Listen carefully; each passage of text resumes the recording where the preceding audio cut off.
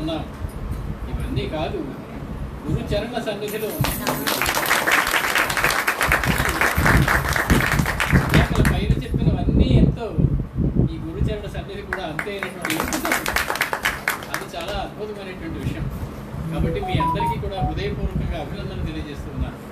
గురుగారు మనకి అవకాశాన్ని ఇచ్చినందుకు వారికి శతధా కృతజ్ఞతగా ఉంటాను. ఇదివరకు ఒకసారి శంకర్ల గురించి నేను ఒక చిన్నది రాయడం జరిగింది. అది రాస్తున్నంతసేపు రాసిన తర్వాత కూడా నేను అది రాసింది శంకర్ల గురించి కాదు, సామవేదం షణ్ముఖ శర్మ గురించి. శంకరులు అనేక రూపాల్లో ఉంటారు.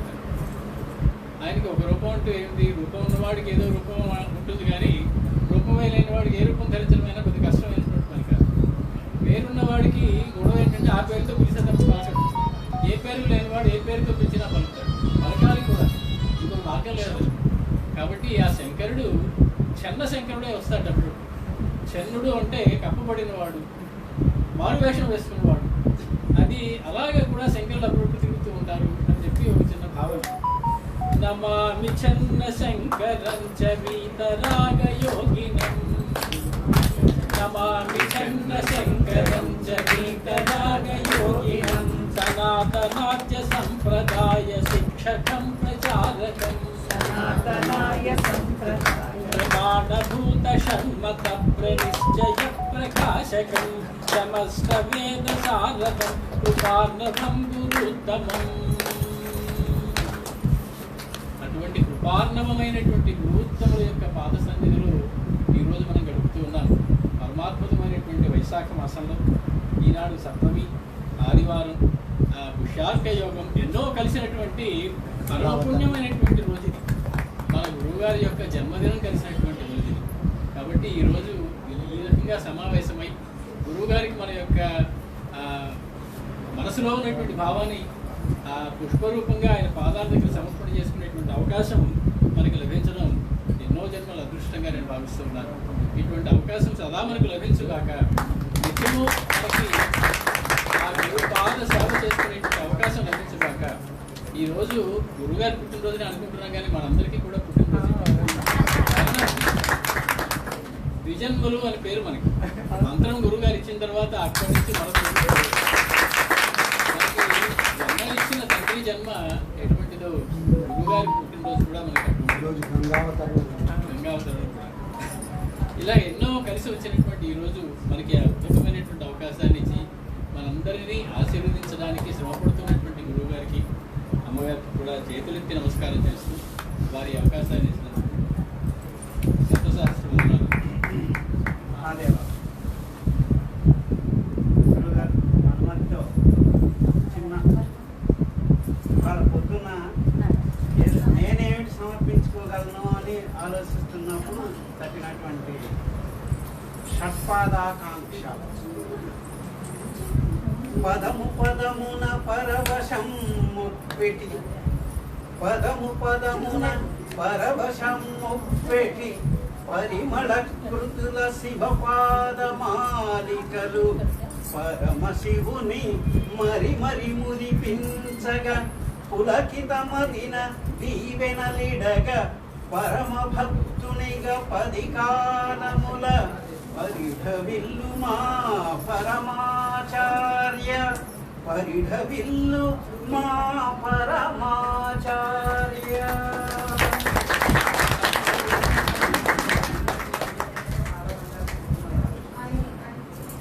ఇది అనుకోకుండా 6 పాదాల్లో కుదిరేసరికి ఇంకా కొంచెం బాగా అనిపిస్తుంది. అందుకని షట్పాదాకాంక్ష, ఈ ఆకాంక్ష షట్పాదాల్లో కుదిరింది అనేటువంటి భావం. ప్రతి వారికి కూడా వారి వారి అనుభూతులు ఉంటాయి. ఎంతసేపు చెప్పుకున్నా తరిగేటువంటివి కాదు. కాబట్టి మనందరం ఇక్కడ గుమ్మికూడింది మన అనుభూతులు మనలో మనం పరస్పరం పంచుకునేటువంటి అవకాశం ఎప్పుడూ ఉంటుంది మనకి. గురువుగారి యొక్క అమృతధారల వంటి ఆ పలుకులు వినాలని, వారి మధురమైనటువంటి మాటల్ని, ఆశీర్వచనాన్ని అందుకోవాలని ఎదురు చూస్తున్న మీ అందరికీ, మీ అందరి తరఫున గురువుగారిని మమ్మల్ని ఉద్దేశించి 2 మాటలు మాట్లాడవలసిందిగా వేడుకుంటున్నాం.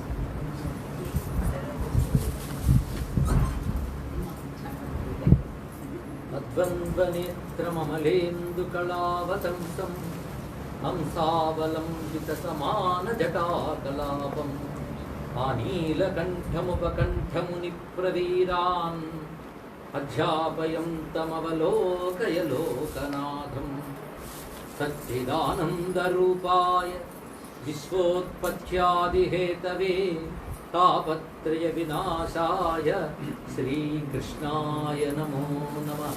శ్రీకృష్ణాయ నమో నమః. శ్రీకృష్ణాయ నమో నమః. విశ్వేశం మాధవం డుండిం దండపాణిం చ భైరవం వందే కాశీం గుహాం గంగాం భవానీ మణికర్ణికాం. శివాది శ్రీ గురుభ్యో నమః. కాశీక్షేత్రంలో శ్రేయస్తింసత్కోటి దేవతా పరివేష్టితులైన విశాలాక్షి సమేత విశ్వనాథ స్వామి పాదపద్మాలకు నమస్కరించుకుంటూ గంగామాతకు అంజలిస్తూ ఈసారి ఈ పుట్టినరోజు సందర్భంగా కాశీలో ఉండే యోగం కల్పించాడు విశ్వనాథుడు.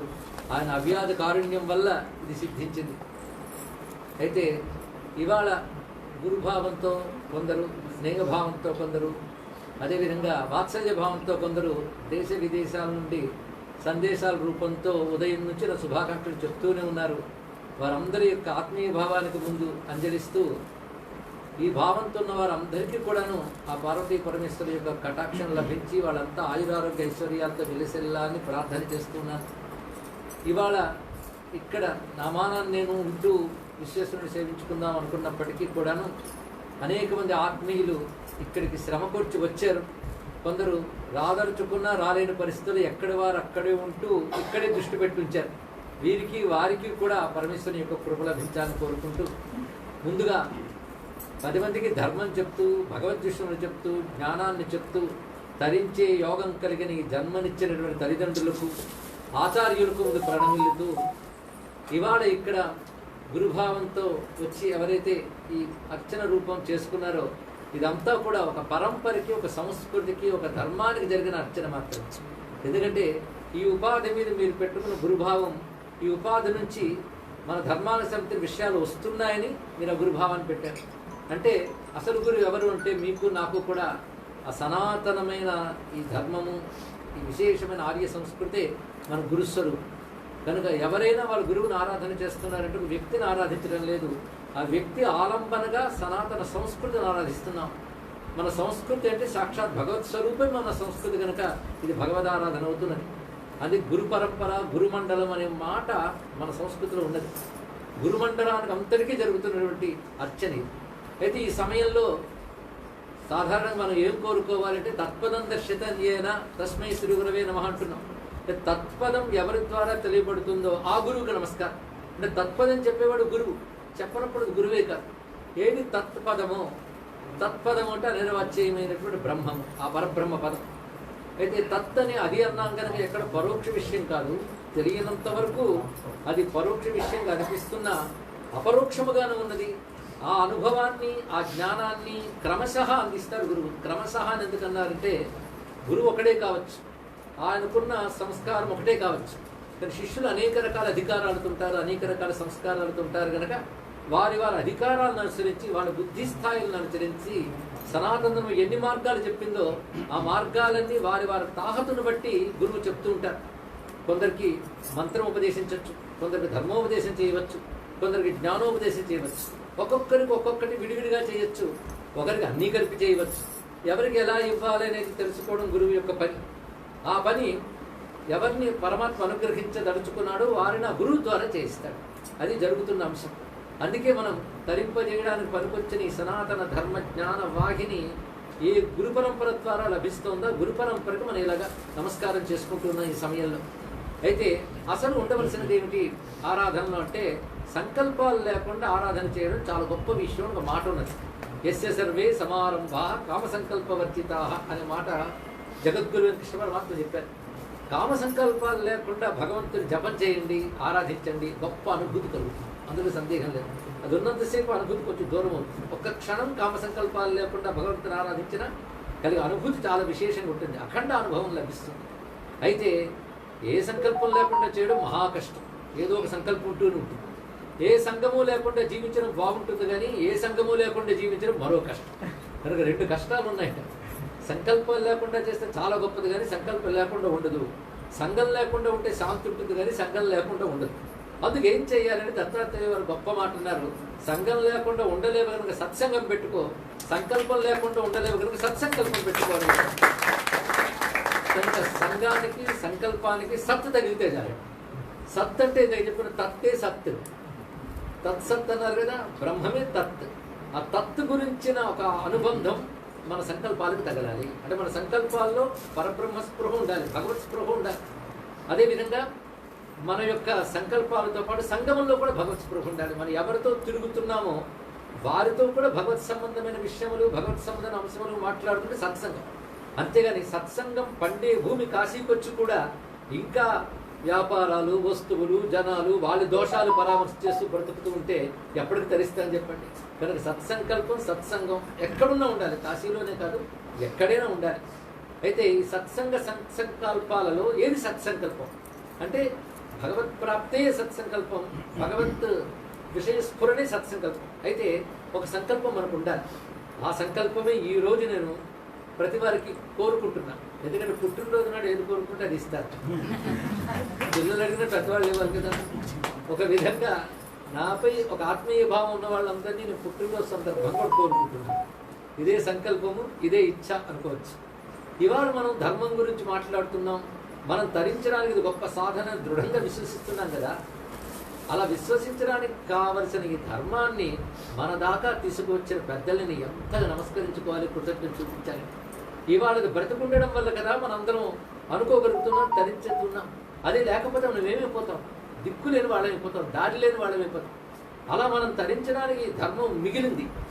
మన బాధ్యత ఏమిటంటే తర్వాత తరాలకు కూడా ఈ ధర్మం మిగల్చాలి. ఇది మన బాధ్యత. మిగల్చడం కోసం మనం ఏం చేయాలంటే ఈ ధర్మం క్షేమంగా ఉండాలని అందరం కోరుకోవాలి. ఎందుకంటే ఈ ధర్మం ఆక్రమించదు, అదేవిధంగా హింసలు చేయదు. అహింసే ప్రధానంగా ఉంటుంది, అందరూ తరించాలని ఉద్దేశంతో ఉంటుంది. అలాంటి ఈ ధర్మాన్ని దెబ్బతీయాలని లోపల బయట శత్రువులు పెరిగిపోయిన కాలంలో ఉన్నామనేది చాలా కాలం నుంచి ఉన్న వేదన ఈ మధ్య మరీ వేదనగా ఉంటున్న విషయం. ఎందుకంటే దేశానికి శత్రువైనా ధర్మానికి శత్రువైనా ఒక్కరే, అది తెలుసుకోవాలి. ఇక్కడ ధర్మశత్రువులందరూ దేశశత్రువులే, దేశశత్రువులందరూ ధర్మశత్రువులే. అందుకే ఏవో ప్రలోభాల కోసమని ఈ ధర్మాన్ని నిందించేటువంటి వాళ్ళందరూ కూడా దేశద్రోహులనే భావించాలి, అందులో సందేహం లేదు. అందుకే నా ధర్మాన్ని రక్షించు, నా దేశాన్ని రక్షించు అని భగవంతుని ప్రార్థన చేయాలి. ఈ ప్రార్థన దైవీయమైన ప్రార్థన అంటారు. ఇది సామాన్యమైన ప్రార్థన కాదు, ఇది సత్ప్రార్థన. ఈ ప్రార్థన మనకి దేవతలు నేర్పారు. అదే దేవతలు ఈ ప్రార్థనని భగవంతునికి అనేక పర్యాయాలు చేశారు. ఎప్పుడెప్పుడైతే ఇత్తం యదా యదా బాధ దానవోత్థా భవిష్యతి తథా తథా వితిర్యాం కరిష్యాం జనసంక్షేమం అమ్మవారు చెప్పారు. ఎప్పుడెప్పుడైతే దైత్య బాధలు విజృంభిస్తాయో అప్పుడు అమ్మవారిని మనం ఆహ్వానించాలి. ఆహ్వానించాలంటే దానికి తగ్గ సంసిద్ధత మనకు ఉండాలి. ఊరికనే అమ్మ అని పిలిస్తే రాదు. ఎల్లవేళలా అమ్మని పిలిచే స్వభావం ఉన్నవాడు ఈ సమయంలో అమ్మవారిని పిలిస్తే తప్పకుండా పలుకుతారు. కనుక నిత్యం ఆరాధన చేసిన వాడికి అప్పుడెప్పుడైనా భగవంతుడిని అడగడానికి అర్హత ఉంటుంది. కనుక మనందరం కూడా అమ్మవారిని ఆరాధన చేస్తూ ఈ సమయంలో అడగవలసింది ఏమిటో కూడా దేవతలే మనకు నేర్పారు, కొత్తగా నేర్చుకోక్కర్లేదు. ఆ ఒక్క శ్లోకం ఈరోజు సత్సంకల్పంగా మనందరం భావన చేస్తూ మనందరం అమ్మవారిని ప్రార్థన చేద్దాం. ఇవాళ నుంచి ప్రతిరోజు మన నిత్య ప్రార్థనల్లో ఈ శ్లోకం ఉండాలి. ఆ శ్లోకం నేను ముందు చెప్పేసి తర్వాత మీ అందరి చేత చెప్పిస్తాను. మనకి భావ వ్యాఖ్యానం కూడా చేసుకుందాం. సర్వబాధా ప్రశమనం త్రైలోక్యస్యాఖిలేశ్వరి ఏవమేవ త్వయా కార్యం అస్మద్వైరి వినాశం. అనేక మంది సప్తశతులు, దేవి మహాత్మ్యాలు చదివేవాళ్ళు, పారాయణలు, హోమాలు చేసేవారు కనబడతారు, కానీ స్పృహతో చేయాలని కోరుకుంటున్నాం. ఇందులో ఎంత చక్కటి ఆకాంక్ష కనబడుతుందంటే కేవలం సనాతన ధర్మంలో మాత్రమే ఈ ఆకాంక్ష ఉంటుంది. మొదట కోరుకున్నది ఏమిటంటే సర్వబాధా ప్రశమనం త్రైలోక్యస్య. ఇది వాళ్ళు అడుగుతున్నారు. ముల్లోకాల్లో ఉన్న సర్వబాధలు పోవాలి. ఎంత గొప్ప కోరికండి. ఇక్కడ ఎవరు అడగగలరు అలాగా? మిగిలిన ఏ ఒక్కరూ కోరుకోలేరు, సనాతన ధర్మం మాత్రమే కోరుకోరు. మిగిలిన వారు ఏమంటారంటే మా మతంలో చేరితే అందరూ క్షేమంగా ఉండాలి, మా మతంలో చేరకపోతే ఎవరు క్షేమంగా ఉండడానికి వీలు లేదని సిద్ధాంతాలు మిగిలినవి. ఇక్కడ అవేవీ లేదు. ముల్లోకాల్లో అందరూ క్షేమంగా ఉండాలి. ముల్లోకాల్లో, నేనున్న ఊర్లో, నేనున్న దేశంలో, నేనున్న భూమి మీద కాదు, ముల్లోకాల్లో సర్వదేవతలు అందరూ, ముల్లోకాల్లో వాసులు అందరూ కూడా క్షేమంగా ఉండాలి. అందుకే ముల్లోకానికి సుఖం కలగాలి అని కోరుకున్నారు. ఇది సుఖానికి అవరోధంగా ఉన్న రకరకాల బాధలు ఉంటాయి. ఆది భౌతిక, ఆధ్యాత్మిక, జదైవిక తాపత్రయాల వల్ల వచ్చే బాధలు ఏవైతే ఉంటాయో అవి ముల్లోకాల వాడికి తొలగిపోవాలి. ఎంత అందమైన మాట అండి. సర్వబాధ ప్రశమనం త్రైలోక్యస్య. అయితే అమ్మ నిన్నెందుకు అడుగుతున్నాం? ముల్లోకాల బాధలు పోగొట్టిన ఆవిడెందుకు అడగాలి అంటే అఖిలేశ్వరి అని అమ్మవారికి సంబోధన చేశారు. ఆవిడ సర్వమునకు ఈశ్వరి కనుక ఆవిడ పని చేయగలదు. అని విశ్వేశ్వరి త్వం పరిపాసి విశ్వం విశ్వేశ్వరి ధారయసీతి విశ్వం. అమ్మాను విశ్వేశ్వరి, అఖిలేశ్వరి. సమస్తము, విశ్వమన్నా అఖిలమన్నా సమస్తమని అర్థం. సమస్తమునకు పాల్గొరాలేవు గనక నీ వల్లనే అది సాధ్యమవుతుంది గనక సర్వబాధ ప్రసరణం త్రైలోక్యస్య అఖిలేశ్వరి. ఆ వెంటనే ఏమన్నారంటే ఏవం ఏవ త్వయా కార్యం అస్మద్వైరి వినాశం. అదే విధంగా మేము కోరుకుంటున్నది ఏమిటంటే మా శత్రువులను నశింపలేదు. అదే ముల్లోకాల్లో అందరూ బాధలు లేకుండా ఉండాలని కోరుకున్న దేవతలు మా శత్రువులను నశింపజేయ అంటున్నారు ఏంటండి? అంటే వాళ్ళకి శత్రువులను కొందరు ఉన్నారా? ఒక శత్రువులు పోవాలనుకుంటే వాళ్ళు ముల్లోకాల్లో కొందరు పోవాలని కోరుకున్నట్టే కదా. అది ఎలా అవుతుంది అంటే ముల్లోకాల క్షేమం కోరుకునే ధర్మం ఏదైతే ఉందో ఆ ధర్మం క్షేమంగా ఉంటే ముల్లోకాలు క్షేమంగా ఉంటాయి. ఆ ధర్మాన్ని దెబ్బతీసేవారైతే ఎవరు ఉంటారో వాళ్ళ వల్ల ముల్లోకాల క్షేమం దెబ్బతింటుంది. అందుకే ముల్లోకాల క్షేమం కోరుకునే సనాతన ధర్మానికి ఎవరు శత్రువులో వారు తొలగాలి అని కోరుకోవాలి. ఆ కోరుకోవడం సర్వజగత్ క్షేమం ఆకాంక్షలో భాగం. ఆ కారణం చేతనే మనందరం కూడా అస్మద్వైరి వినాశం అనుకోవాలి. ఎందుకంటే వాళ్ళకి ఆశ్రయం ఇస్తూ మన దేశంలోనే శత్రువులకు చోటు ఇస్తూ వాళ్ళ చేత మన వాళ్ళు దెబ్బతింటున్నా ఏమీ చేయలేని పరిస్థితిలో ఉన్న మనకి ఇప్పుడు అమ్మవారిని ప్రార్థించవలసిన కర్తవ్యం ఉన్నది. అందుకు ఈ శ్లోకంతో అమ్మవారిని మనం ప్రార్థన చేస్తూ లోకాలు క్షేమంగా ఉండాలి. ఎందుకంటే చాలామంది చెప్తుంటారు ఈ సంవత్సరం ఇలా ఉంది, వచ్చే సంవత్సరం అలా ఉంటుంది, దీనివల్ల ఉత్పాతాలు రావచ్చు, ప్రమాదాలు రావచ్చు. ఇంతకు ముందే ఒకరు చెప్పారండి ప్రమాదాలు వచ్చాయి. ఈ మాటలు మనం ఎక్కువ వింటూ ఉంటాం. ఎవరు ఎన్ని చెప్పినా జ్యోతిషాలు ఎన్ని ఉన్నా అమ్మవారి ఆజ్ఞ ముందు గ్రహాలు కూడా తలవంచవలసిందే కనుక అమ్మవారిని మనం ప్రార్థన చేస్తే సర్వబాధ ప్రశమనం త్రైలోక్యస్య. ఎందుకంటే ముల్లోకాలు క్షేమంగా ఉంటేనే మనం క్షేమంగా ఉండగలం. ప్రపంచంలో ఎక్కడో ఏదో ప్రమాదం ఉన్నా ఇక్కడ మన ఆహారాన్ని సరిగ్గా తినలేం. అలా అనుబంధం ఉంటుంది, ముల్లోకాలతో అనుబంధం ఉంటుంది. అది ముల్లోకాలు వాళ్ళు క్షేమంగా ఉండాలని కోరుకుంటూ ముల్లోకాలు క్షేమంగా ఉండాలని కోరికన ధర్మం క్షేమంగా ఉండాలి. ఆ ధర్మానికి ఆలవాలమైన దేశం క్షేమంగా ఉండాలి. ఈ దేశానికి ధర్మానికి ఎవరి శత్రువులు వాళ్ళు తొలగాలి అని అమ్మవారిని ప్రార్థించుకుందాం. ఇది పరమమంత్రంగా మన గురుమండలం ఈరోజు నిర్దేశిస్తున్నది. ఈ మంత్రాన్ని మనం భావన చేస్తూ ఎవరి అనుష్ఠానం వారు చేసుకుంటూ ఉంటే మనం బాగుంటాం, మన వాళ్ళు అందరూ బాగుంటారు. అందరూ ఈ మంత్రాన్ని ఒక్కసారి అనుకున్నాం. సర్వబాధా ప్రశమనం త్రైలోక్యస్యాఖిలేశ్వరీ ఏవమేవ త్వయా కార్యం అస్మద్వైరి వినాశనం సర్వబాధా ప్రశమనం త్రైలోక్యస్యాఖిలేశ్వరీ ఏవమేవ త్వయా కార్యం అస్మద్వైరి వినాశనం సర్వబాధా ప్రశమనం త్రైలోక్యస్యాఖిలేశ్వరీ ఏవమేవ త్వయా కార్యం అస్మద్వైరి వినాశనం శ్రీ దుర్గాయై నమః శ్రీ దుర్గాయై నమః దుర్గాయై నమః శ్రీ దుర్గాయై నమః శ్రీ దుర్గాయై నమః. ఏదైనా క్షేత్రంలో సంకల్పిస్తే తప్పకుండా ఫలిస్తుందంటారు. అలాంటిది క్షేత్రాల్లోనే మహాక్షేత్రమైన వారణాసి క్షేత్రంలో గంగా తీరంలో మనం ఈ సంకల్పం చేసుకుని ప్రార్థన చేస్తున్నాం. అయితే సమూహం అంతా కలిసి చేస్తున్నాం. ఈ సమయంలో నాతో పాటు స్వరం కలిపినది దేశ విదేశాల్లో ఉన్న ఎందరో స్వరం కలిపారు కనుక ఇంతమంది కలిపి ముల్లోకాల క్షేమం కోసం మనం ప్రార్థించడం చాలా ఆనందకరమైన అంశం. బహుశా ఈ ప్రార్థన చేయడానికే స్వామి వారణాసిగా రప్పించేయడము అనిపిస్తున్నది. ఇలాంటి ఈ క్షేత్రంలో అనేక మంది ఆత్మీయులు కలుసుకున్నాం. పైగా ఇప్పుడు 18 ఏళ్లుగా నా పుట్టినరోజు అనగానే ముందుండేటువంటి ప్రధానమైన వ్యక్తులు మారేపల్లి సూర్యనారాయణ గారు, రాజేశ్వరి దంపతులు.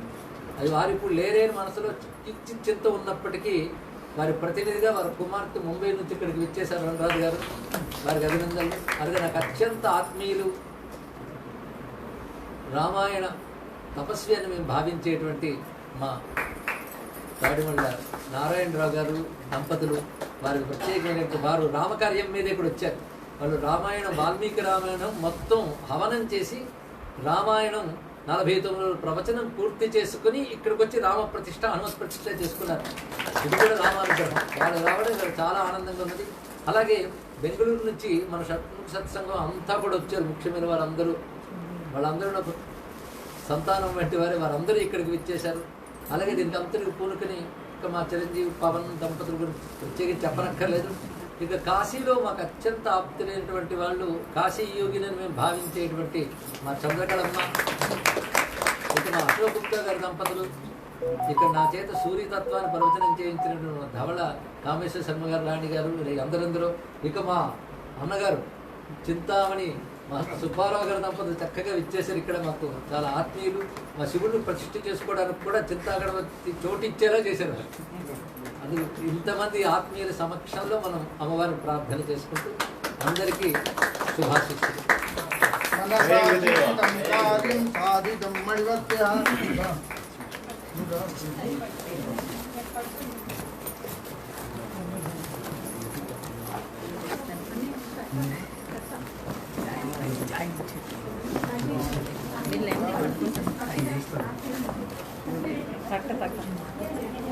నేను 2 శబ్దాలు చెప్తాను అనుకుంటున్నాను గురుగారి గురించి.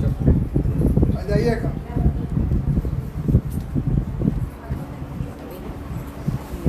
మనసా